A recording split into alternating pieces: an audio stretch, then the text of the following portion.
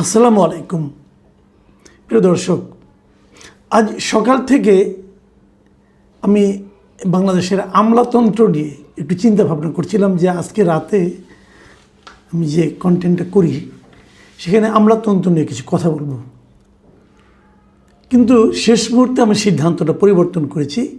আমলাতন্ত্র নিয়ে কাল বলবো, কালকে সকালে আমি যে কন্টেন্টটা করব দুপুর 12টায় পাবেন কালকে, তখন করব। কেন আমি সিদ্ধান্তটা চেঞ্জ করলাম সেটাকে বলি।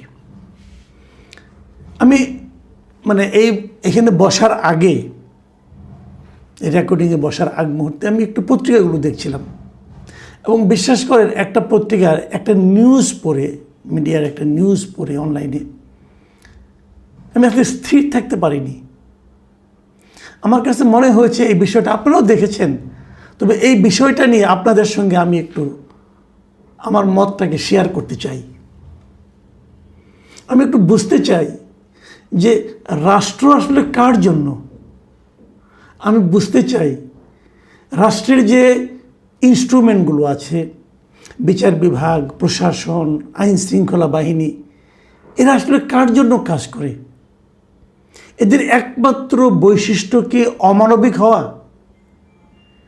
এটা একটা আমি বুঝতে পারছি না। কথাটা কেন বললাম দেখেন, আজকে একজন নারীকে জেলে পাঠানো হয়েছে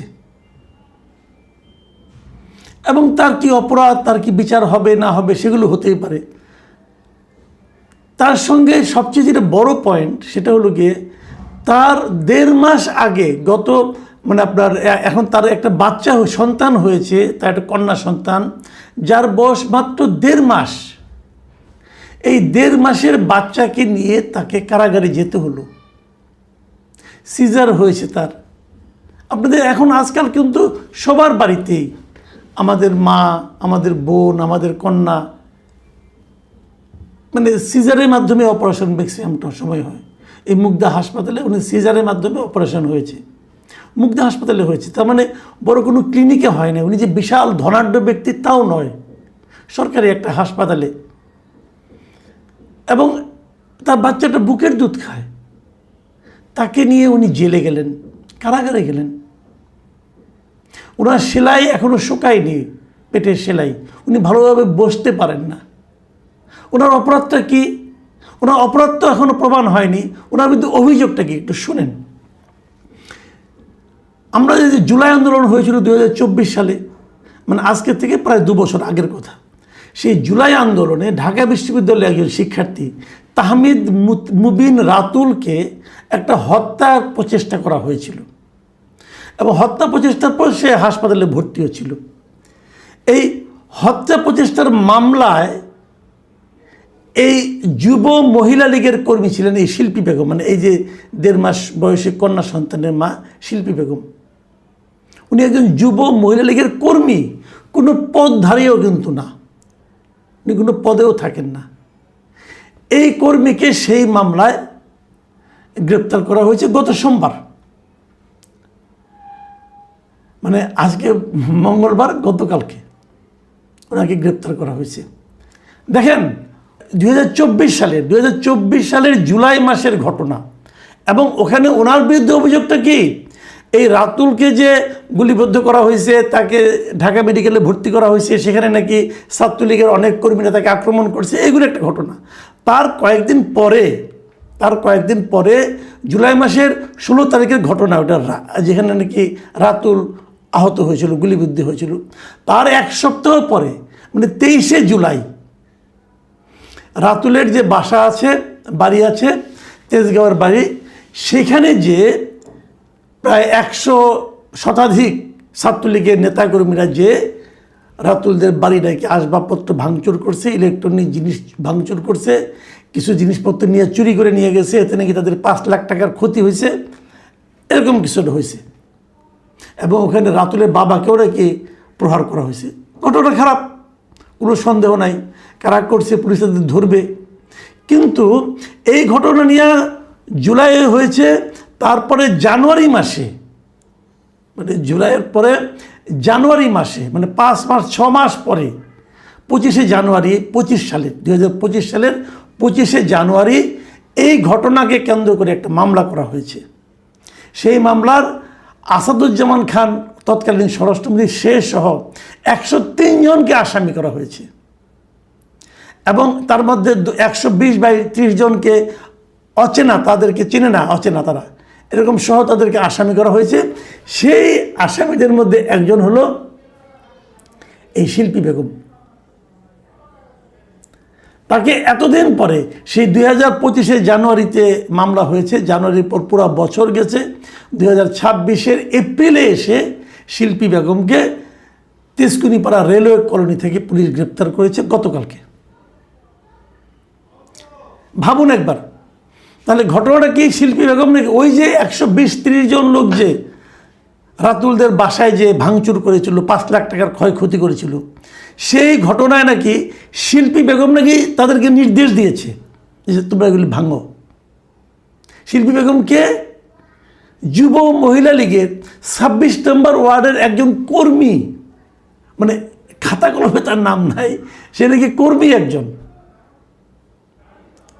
এই হলো শিল্পী বেগমকে, পুলিশ তাকে ধরে নিয়ে গেছে আদালতে এবং আদালতে নেওয়ার পর তারা বলছে যে এটার জন্য প্রচুর এখন করতে হবে, এই তদন্ত করতে হবে এবং এই তদন্ত কাজ শেষ না হওয়া পর্যন্ত শিল্পী বেগমকে কারাগারে আটক রাখা নাকি বিশেষ প্রয়োজন। এটাই তদন্ত, এই মামলার যিনি তদন্ত কর্মকর্তা তেজগাঁও থানার এসআই শেখ নজরুল ইসলাম, উনি এটা আদালতে বিচারককে বলেছেন যে একে আটকে রাখা বিশেষ প্রয়োজন, একে জামিন দেওয়া যাবে না। আদালতের যিনি মানে আপনার বিচারক, তিনি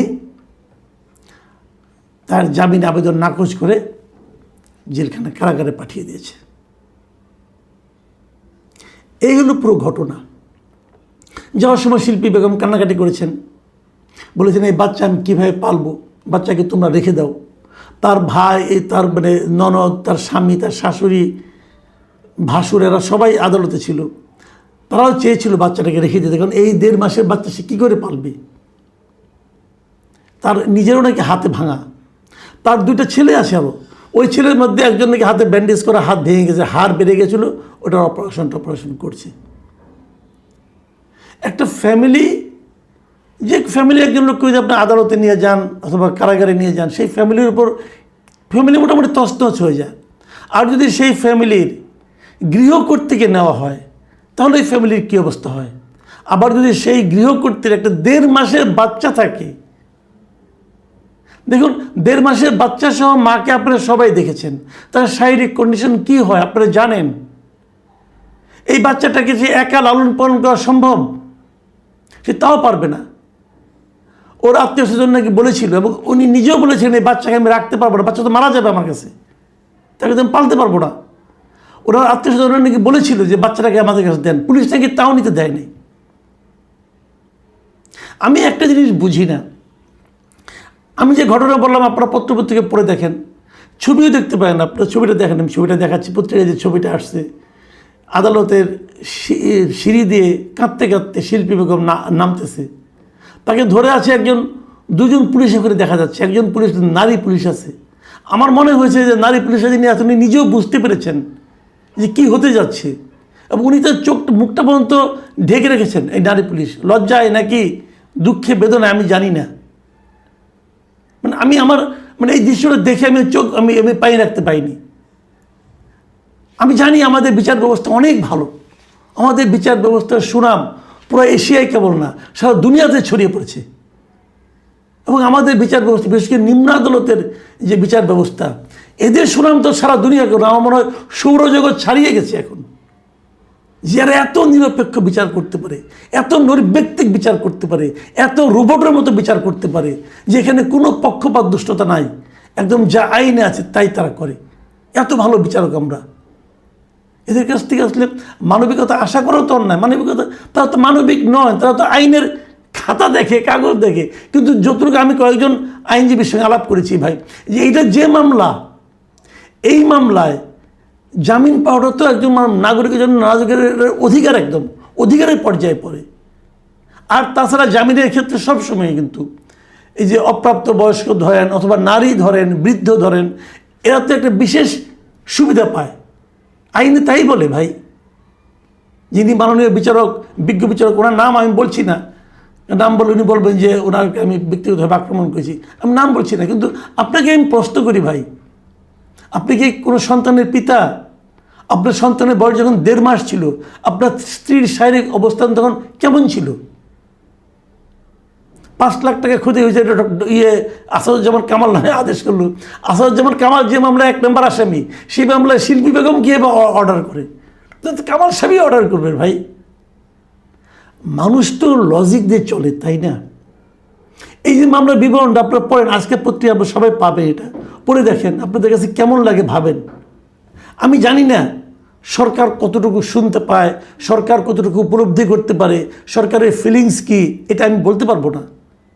কিন্তু এই দৃশ্য দেখে, এখন একটা গণতান্ত্রিক সরকার আছে, এই সরকার আমলে যদি এভাবে বিচার বিভাগ চলে, বিচার বিভাগ স্বাধীন হওয়ার কথা বলা হচ্ছে, আমিও চাই বিচার বিভাগ স্বাধীন হোক, কিন্তু এই মামলাটা যে একটা রাজনৈতিক মামলা, এটা তো বোঝাই যাচ্ছে। তো আমি জানি না এটা কী হবে। তো আমি সবাইকে কেবল সবার গোচরে জিনিসটা সবার নজরে তোলার জন্য আমি আলোচনাটুকু করলাম, বাকি আপনাদের বিবেচনা। আপনারা ভালো থাকবেন, তবে এই ঘটনা শোনার পর কে কতটুকু ভালো থাকতে পারবেন এটা আমি বলতে পারবো না। আল্লাহ হাফিজ।